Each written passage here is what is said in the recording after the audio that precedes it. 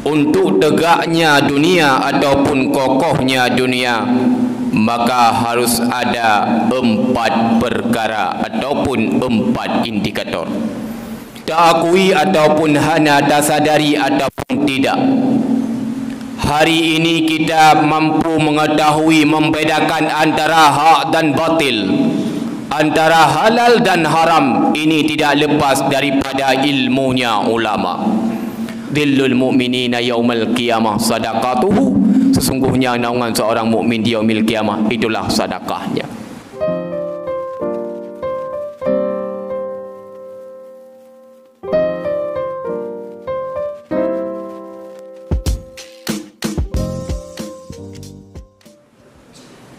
Assalamualaikum warahmatullahi wabarakatuh. Alhamdulillahi rabbil alamin, wa bihi nasta'inu ala umuri dunya waddin. Allahumma salli ala sayyidina Muhammad wa ala alihi wa sahbihi ajma'in. Allahumma ij'alna hadza jam'an marhuma wa tafarruqana min ba'dihi tafarruqan ma'suma. Sadaqallahul azim wa sadaqar rasuluhun nabiyul karim.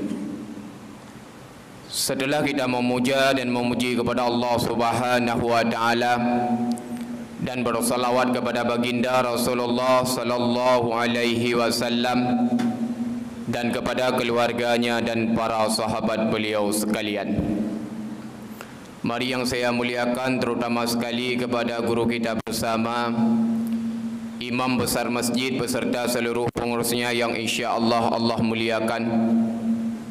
Juga yang mulia kepada guru-guru kami dan orang tua kami kaum muslimin, para hamba Allah sidang jamaah Jumat yang dimuliakan Allah Subhanahu wa taala. Dalam sebuah hadis Rasulullah sallallahu alaihi wasallam bersabda, "Qiwamud dunya bi arba'ati asya', bi'ilmil ulama wa bi'adlil umara wa bi sakhawatil aghniya wa bi du'ail fuqara." Dalam hadis tersebut Rasulullah sallallahu alaihi wasallam menjelaskan yang bahwasanya untuk tegaknya dunia ataupun kokohnya dunia, maka harus ada 4 perkara ataupun 4 indikator. Adapun yang pertama yang membuat tegaknya ataupun kokohnya dunia, yaitu bi ilmil ulama, dengan ilmunya ulama.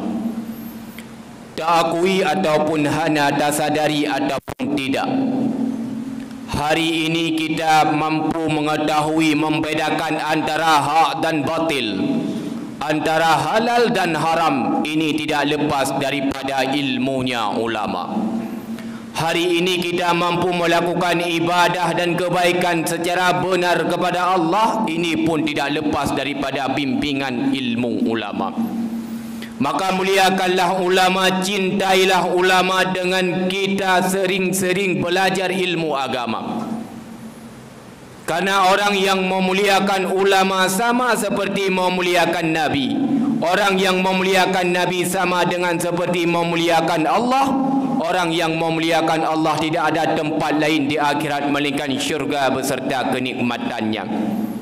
Tapi sebaliknya, apabila kita hari ini benci ataupun hina kita kepada ulama, bengeh katanya kepada gurai-gurai yang dalam kampung, yang kepublut katanya kepenuh ilmu agama kepada katanya, maka sama dengan kita menghina ataupun marah kepada Rasulullah. Orang yang benci kepada Nabi sama seperti benci kepada Allah. Orang yang benci kepada Allah tidak ada tempat lain di akhirat melainkan neraka beserta azab-azabnya. Takui ataupun tidak, al ulama warasatul anbiya, ulama adalah pewaris daripada para nabi. Ulama merupakan manusia yang diangkat derajat oleh Allah. Mengapa? Karena ulama mempunyai ilmu dan mengamalkan dalam kehidupannya. Dan ulama merupakan orang yang paling takut kepada Allah.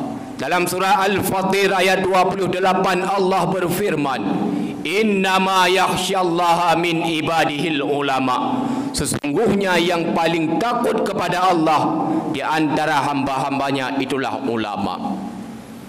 Itanyo kadang-kala baru merasa hati, merasa sedih ketika ulamanya kagecok pulang oleh Allah. Tadu ba kedai kopi lah kemah. Bawa tiang takun bangun. Cukup sayang tunggu pulang kagecok pulang oleh Allah. Abu pulin kagecok pulang oleh Allah. Tetapi ketika masih ada guru-guru kita di dalam kampung kita, di dalam negeri kita, tempat kita belajar ilmu agama, tetapi berat langkah kita untuk mengikuti majlis ilmu agama, untuk belajar ilmu agama. Ketahuilah, mempelajari ilmu agama itu kewajiban bagi kita bersama. Ba masjid kita naga pekat pengajian, mari kita ikuti. Cukup rugo di dalam dunianya apabila legedanyo mempunyai kesempatan untuk belajar ilmu agama, tetapi kita tidak mau belajar ilmu agama.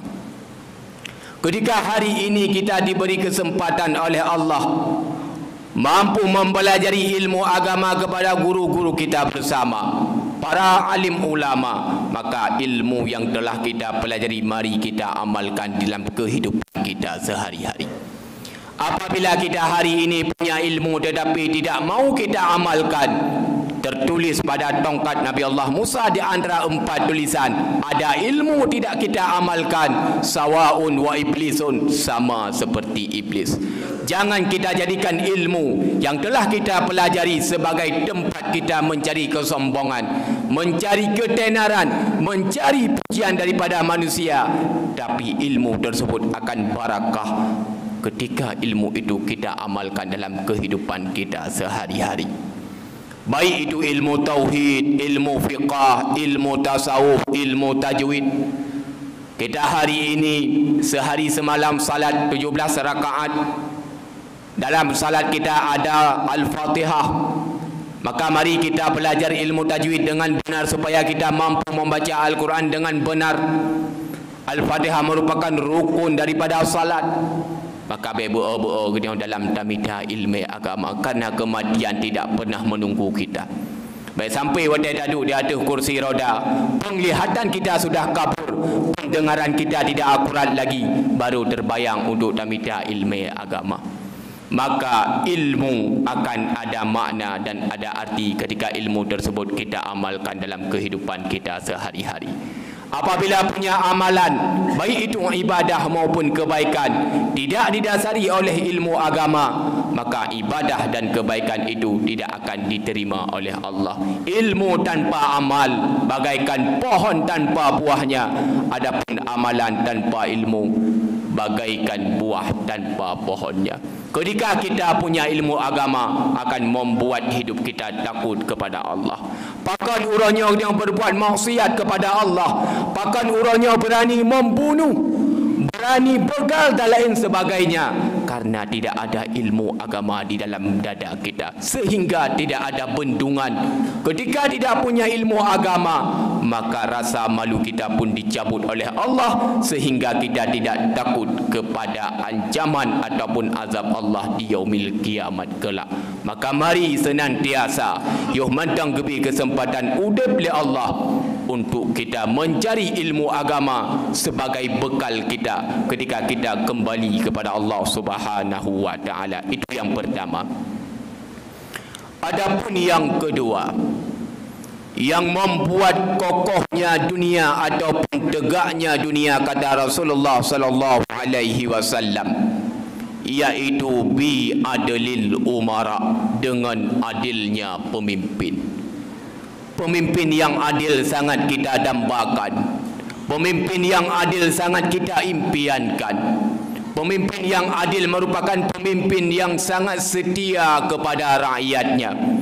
Ketika hari ini kita menjadi pemimpin, kemudian kita setia kepada rakyatnya, tidak kita telantarkan anak yatim yang ada di dalam kampung kita atau negeri kita, maka ketika kita tidak lagi menjadi pemimpin, apakah itu kabeh jabatan 5 tahun ataukah kena kata wabah Allah, maka nama kita akan dikenang oleh rakyat-rakyat kita. Pakar Sultan Iskandar Muda, lantak ngoronyo mentang tak kenang namanya, padahal beliau sudah lama meninggalkan dunia ini. karena beliau merupakan pemimpin yang sangat setia kepada rakyatnya, pemimpin yang sangat dekat dengan ulama. Jangankan orang lain, anak sendiri ketika berbuat maksiat tetap ada hukuman. Dengan tegas Sultan Iskandar Muda berkata, mati anakmu pajrat, gadah adat ho tak ho giza. Inilah pemimpin-pemimpin yang kita dambakan, pemimpin-pemimpin yang mau menghukum seperti yang ditetapkan oleh Allah, pemimpin-pemimpin yang tidak takut dirempas jabatan, pemimpin-pemimpin yang hanya gadah ya jabatan tetapi mau menghukumkan sebagaimana yang telah diperintahkan oleh Allah. Pemimpin yang adil merupakan satu golongan di antara 7 golongan singoh yang akan merumpa naungan daripada Allah Subhanahu wa taala. Hari ini kita yang menjadi pemimpin, apakah pemimpin negeri, pemimpin negara, pemimpin kota, pemimpin kecamatan maupun setidaknya pemimpin desa, mari kita ikuti seperti Umar bin Khattab, di mana Umar bin Khattab pernah marah kepada ajudannya Aslam ketika ada rakyatnya yang hidup terlantar, ketika ada ibu janda tua yang hidup dalam keadaan kelaparan. Apa jawab Umar? Nyo semata-mata salah kata Aslam, hana tak kontrol rakyat dalam keadaan kelaparan, anak yatim terlantar. Dengan rasa marah Umar bin Khattab nujak bak Baitul Mal, nucok yang namanya gandum, nucok yang namanya daging, nucuk ala kadar biaya, nucuk kepada ibu janda tua tersebut selaku rakyatnya bersama anak-anaknya. Maka bawatannya ibu janda tua tersebut berkata, andai kata pemimpin kita sepertimu, sungguh rakyatnya akan merasa bahagia. Nyokuh yang sangat kita dambakan. Maka mari kita menjadi pemimpin-pemimpin yang adil, pemimpin-pemimpin yang setia kepada rakyatnya. Apabila kita hari ini menjadi pemimpin, kemudian kita berkuasa di atas segala-galanya, seakan-akan kita hidup selama-lama di dunia ini. Di dunia kita boleh lepas, tapi ingat pertanggungjawaban di hadapan Allah di yaumil kiamah kelak. Apabila kita hendak menghukum dengan hukum Allah, karena jabatan itu amanah Allah, maka besok di akhirat kita mesti bertanggungjawabkan di hadapan Allah di atas amanah yang telah Allah titipkan kepada kita hari ini. Nah, perlahan nama kita dikenang oleh rakyat kita, maka jadilah kita hari ini sebagai pemimpin-pemimpin yang setia kepadanya. Ketika ada syiar-syiar agama, ketika ada yang namanya peringatan-peringatan hari besar Islam, mari kita pemimpin yang terlebih dahulu berada di barisan utama, sehingga ketika kita ajak rakyat kita pun akan mengikutinya, karena perbuatan lebih tajam daripada perkataan. Begitu pula dengan kita hari ini yang menjadi pemimpin keluarga. Ya ayyuhallazina amanu, wahai orang-orang yang beriman, qu anfusakum wa ahlikum nara, jagalah dirimu dan keluargamu daripada api neraka. Kita punya istri, kita punya anak, itu rakyat kita yang mesti kita bimbing, yang mesti kita didik.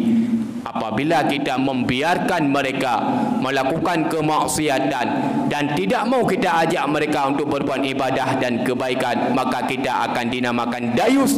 Jangankan syurga, bau syurga tidak akan tercium. Maka baiklah kita uronyo bangga kadangkala ketika hari ini kita mampu berbuat ibadah dan kebaikan, tapi kita punya rakyat. Berbahagialah ketika rakyat-rakyat kita, yaitu istri dan anak kita, mau menjalankan apa yang diperintahkan oleh Allah.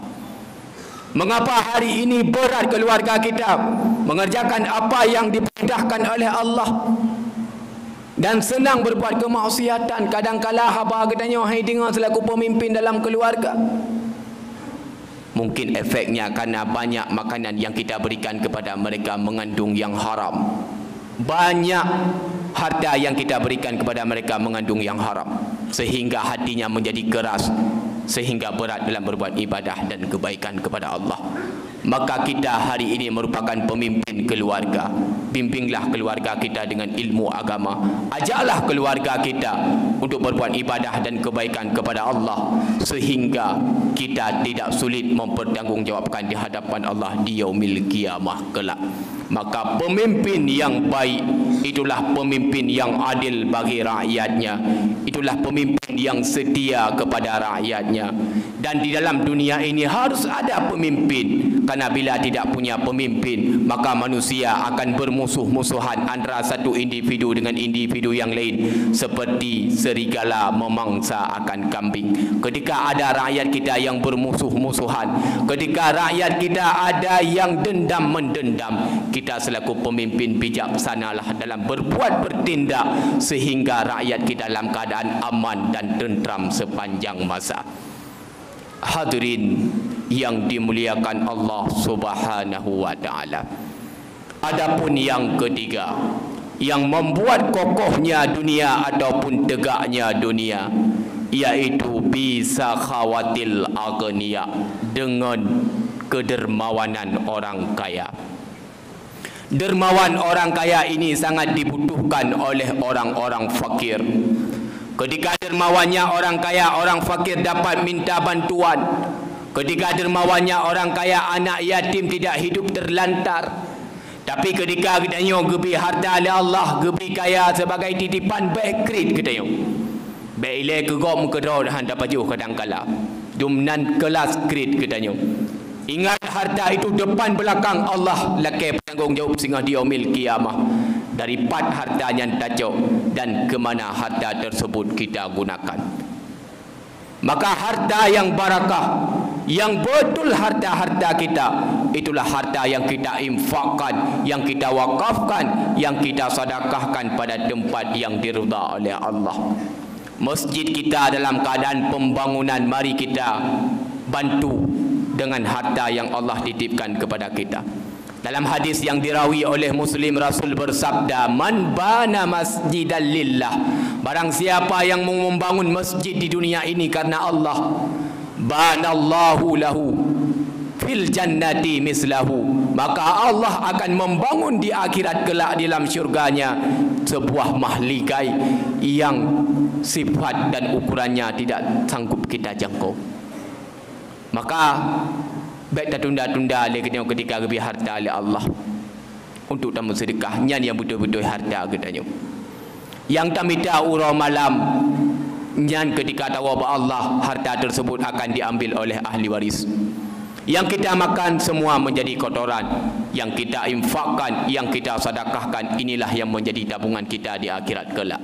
Dhillul mu'minina yaumal qiyamah sadaqatuhu. Sesungguhnya naungan seorang mukmin di yaumil qiyamah itulah sedekahnya.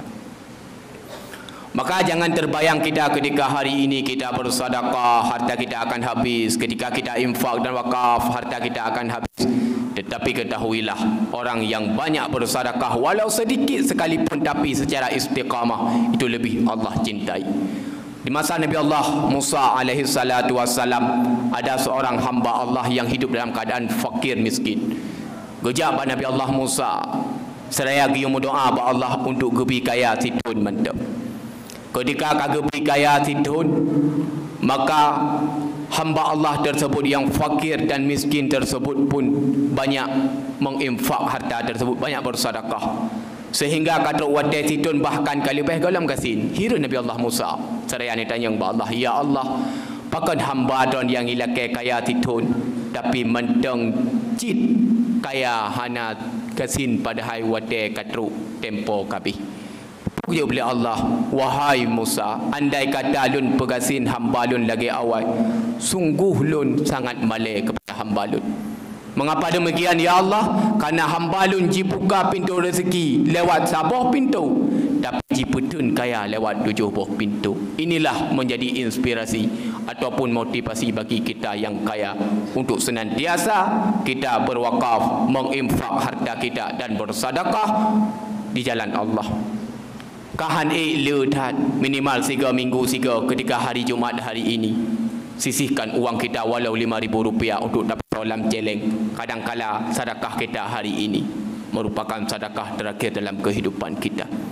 Betapa banyak orang yang sudah kembali kepada Allah, ingin kembali ke dunia ini untuk bersedekah karena mereka telah mengetahui akan kelebihan dan keutamaan sedekah tersebut. Adapun yang terakhir dalam waktu yang singkat ini, yang membuat tegaknya dunia ataupun kokohnya dunia, kata Rasulullah sallallahu alaihi wasallam, yaitu bi du'ail fuqara, dengan doanya orang fakir. Doa orang fakir sangat diperlukan oleh orang kaya. Celakalah orang-orang kaya apabila tidak didoakan oleh orang fakir. Orang fakir yang sabar di atas kehidupannya dengan imannya yang kuat walau hidupnya dalam keadaan teraniaya, cukup mudah Allah nekabul doa ketika dia berdoa kepada gedanya orang-orang yang kaya untuk dimudahkan rezeki oleh Allah. Kita hari ini yang hidup dalam keadaan miskin, dalam keadaan fakir, jangan merasa hina. Jangan menjadi penghalang dengan sebab fakir tersebut untuk berbuat ibadah dan kebaikan kepada Allah, untuk mencari ridha-Nya Allah. Sahabat Nabi pun ada yang fakir tapi tidak menjadi penghalang untuk menuju syurga-Nya Allah. Di mana salah seorang sahabat Nabi yang bernama Abdurrahman bin Syawq Ad-Dawsi Al-Yamani, yang biasa kita sebut dengan Abu Hurairah. Kenapa beliau dinamakan Abu Hurairah? Karena beliau sangat mencintai seekor kucing. Beliau merupakan sahabat Nabi yang fakir, di mana kaum muhajirin pada waktu itu sibuk dengan perdagangannya, kaum ansar sibuk dengan pertaniannya. Abu Hurairah hana perdagangan, hana pertanian, tapi hana menjadi sabah hinaan, hana menjadi sabah penghalang untuk tidak berbuat ibadah dan kebaikan kepada Allah. Hana mengeluh. Gecak watai le Abu Hurairah bersama Rasulullah untuk menghafal hadis. Hana berapa kesempatan ditanya oleh Qasim berolam pada ibadah, berolam pada buku kebaikan, alasan wap hana kaya. Ketika kagupi kaya kalau ilm cerita yang nama je kita manusia punya nafsu sib-hansib, tapi syukurilah apa yang telah Allah berikan, inilah yang terbaik. Dumna ke hafai hadis li Abu Hurairah selama bersahabat dengan Rasulullah walau hidupnya dalam keadaan fakir 5374 hadis. Hana gebah-bah wate kesempatan yang gebila Allah walau hidup dalam keadaan fakir. Ini pun menjadi motivasi bagi kita selaku hamba-hambanya Allah yang hari ini kadang-kala kita diberi oleh Allah dalam keadaan hidup fakir, hidup dalam keadaan miskin, tapi jangan jadikan kita sebagai penghalang untuk menuju ridha-Nya Allah. Karena antara fakir dan miskin di sisi Allah itu sama, tidak ada yang beda. Yang beda tok bak manusia sagai, na motor ngahana motor, na Honda ngahana Honda. Tetapi bak Allah sama. Yang beda antara satu individu dengan individu yang lain itulah ketakwaan. Inna akramakum indallahi atqakum. Sesungguhnya yang paling mulia di Allah itulah orang-orang yang bertakwa.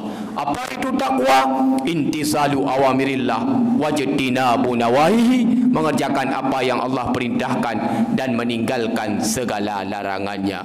Maka oleh sebab demikian, apabila empat perkara tersebut sebagaimana dijelaskan oleh baginda Rasulullah sallallahu alaihi wasallam di dalam hadisnya, yang pertama ilmil ulama, yang kedua bi'adlil umara, yang ketiga bisakhawatil agniya, dan yang keempat bidu'ail fuqara, mampu kita aplikasikan, mampu kita kokohkan di dalam negeri kita, wabil khusus dalam kampung katanya, insya-Allah negeri kita ataupun kampung kita akan menjadi negeri ataupun kampung yang aman, tentram dan makmur sepanjang masa sebagaimana harapan dan dambaan kita bersama. Amin ya rabbal alamin.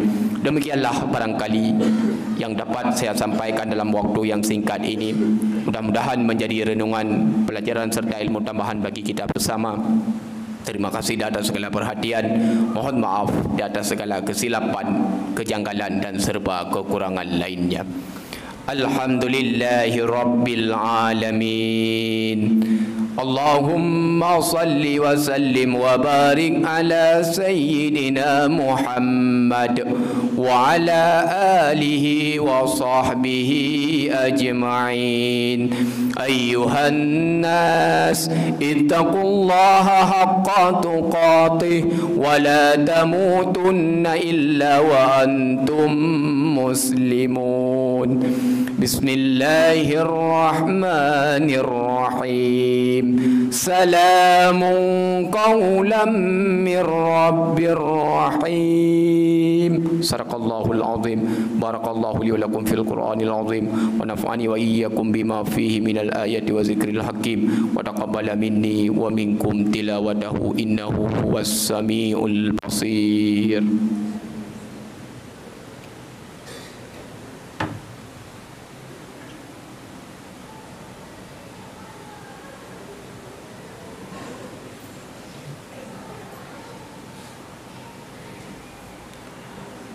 الحمد لله رب العالمين. اللهم صل وسلم وبارك على سيدنا محمد وعلى آله وصحبه أجمعين. أيها الناس اتقوا الله حق تقاته ولا تموتن إلا وأنتم مسلمون. إن الله وملائكته يصلون على النبي يا أيها الذين آمنوا صلوا عليه وسلموا تسليما. اللهم اغفر لنا ذنوبنا ولجميع المسلمين والمسلمات والمؤمنين والمؤمنات الأحياء منهم والأموات برحمتك يا أرحم الراحمين. ربنا آتنا في الدنيا حسنة وفي الآخرة حسنة وقنا عذاب النار ولذكر الله أكبر والله يعلم ما تصنعون.